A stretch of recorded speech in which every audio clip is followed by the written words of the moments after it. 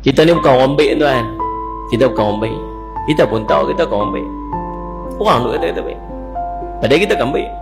Pasal apa orang duk kata kita baik walhal kita tak baik? Tahu pasal apa? Sebab Allah tutup aib kita. Kalau Allah tunjuk semua benda apa kita duk buat dulu-dulu zaman kita duk belah jingga tadi, siapa pun Allah, siapa pun tak tanya duk dengan kita ni. Nombor dua, tahu pasal apa? Tahu pasal apa orang duk kata kita baik? Pasal Allah sayang kat kita. Bila Allah sayang kat seorang tu, dia panggil malaikat Jibril. Jibril mesej, hang sayang kat kawan ni, aku sayang kat dia. Malaikat Jibril pun terus sayang kat dia waktu tu. Kemudian malaikat Jibril panggil semua penduduk langit. Wahai penduduk langit sekalian, mai ni. Pasal apa ni?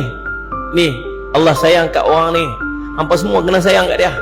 Semua penduduk langit semua sayang kat dia. Dan Allah pun masukkan dalam hati seluruh yang duduk dekat muka bumi ni semua untuk terima dia. Kata ulama, maksud terima tu lagu mana? Semua manusia akan memandang dia tu sebagai orang baik.